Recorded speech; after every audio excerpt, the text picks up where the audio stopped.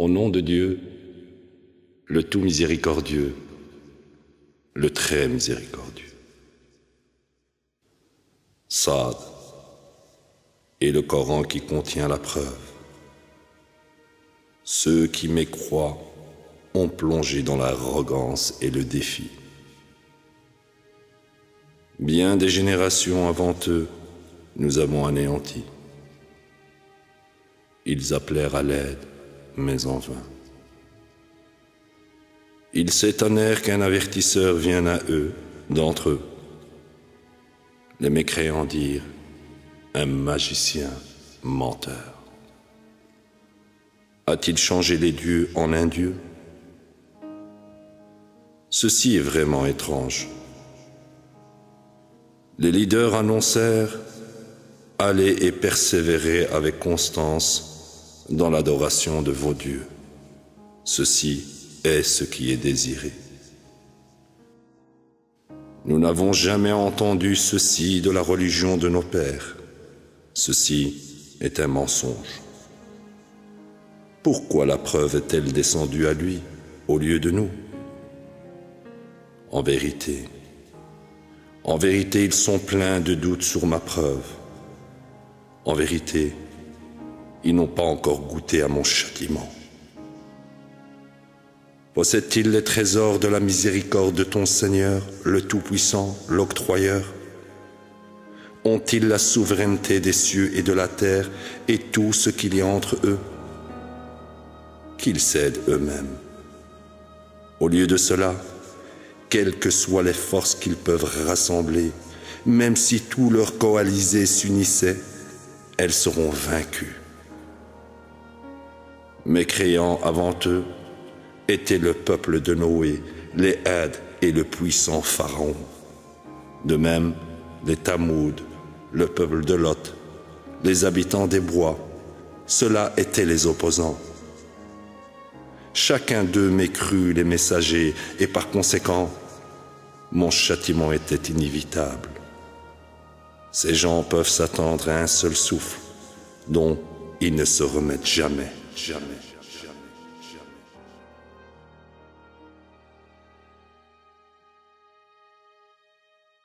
Ils défièrent notre Seigneur. Pourquoi ne hâtes-tu pas le châtiment pour nous avant le jour de la reddition des comptes? Sois patient face à leurs paroles. Et souviens-toi de notre serviteur David, celui plein de ressources. Il était obéissant. Nous avons assujetti les montagnes à son service, glorifiant avec lui nuit et jour. De même, les oiseaux étaient assujettis pour le servir. Tous lui étaient obéissants. Nous avons conforté sa royauté et l'avons doté de sagesse et de bonne logique. As-tu reçu la nouvelle des hommes se querellant qui entrèrent subrepticement dans son sanctuaire? Quand ils entrèrent dans sa chambre, il fut surpris. Ils dirent, n'aie aucune crainte. Nous nous querellons et nous recherchons ton jugement équitable. Ne nous fais pas de tort et guide-nous dans le bon chemin. Mon frère ici présent possède 99 moutons, tandis que je possède un mouton. Il veut mêler mon mouton au sien et ne cesse de faire pression sur moi. Il dit, il est injuste envers toi, en te demandant de joindre ton mouton au sien. La plupart des gens qui joignent leurs biens se traitent injustement, excepté ceux qui croient et œuvrent à la droiture, et ceux-ci sont si peu. Après cela, David se demanda s'il avait rendu le bon jugement. Il pensait que nous étions en train de le tester.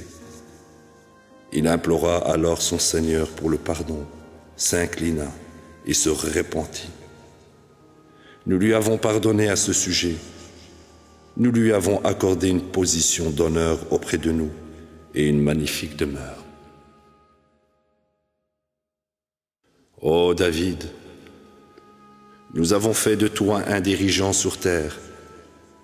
Par conséquent, tu jugeras parmi les gens équitablement et ne suis pas ton opinion personnelle, de peur qu'elle ne t'écarte du chemin de Dieu. Sûrement, ceux qui s'égarent de la voie de Dieu encourent un châtiment sévère pour avoir oublié le jour de la reddition des comptes. Nous n'avons pas créé le ciel et la terre et tout ce qu'il y a entre eux en vain. Telle est l'opinion de ceux qui mécroient. Donc malheur à ceux qui mécroient, ils souffriront en enfer. Devrions-nous traiter ceux qui croient et mènent une vie droite comme nous traitons ceux qui commettent le mal sur terre? Devrions-nous traiter les justes comme nous traitons les pernicieux? Ceci est une écriture que nous t'avons fait descendre, qui est sacrée. Peut-être réfléchiront-ils sur ces versets. Ceux qui ont de l'intelligence prendront considération. À David, nous avons accordé Salomon, un serviteur bon et obéissant. Un jour, il devint préoccupé par de beaux chevaux, jusqu'à ce que la nuit tombe. Il dit alors: j'ai apprécié les choses matérielles, plus que je n'ai apprécié l'adoration de mon Seigneur, jusqu'à ce que le soleil disparaisse. Ramenez-les. Il frotta leurs pattes et leurs cous. Nous avons ainsi mis Salomon à l'épreuve. Nous l'avons béni d'une vaste richesse matérielle, mais il se soumit avec constance. Il dit: mon Seigneur, pardonne-moi et accorde-moi une royauté jamais atteinte par personne d'autre. Tu es l'octroyeur.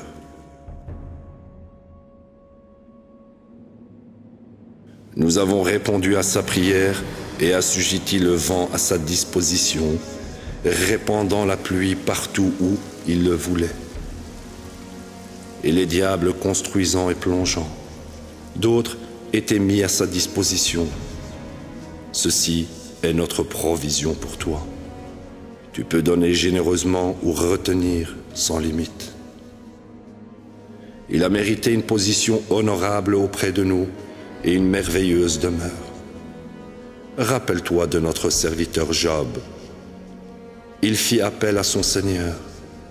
Le diable m'a affligé de difficiles épreuves et de souffrances. Frappe le sol avec ton pied. Une source te donnera la guérison et à boire. Nous avons restauré sa famille pour lui, 2 fois plus nombreuse. Telle est notre miséricorde, un rappel pour ceux qui ont de l'intelligence. Maintenant, tu parcourras la terre et prêcheras le message pour accomplir ta promesse.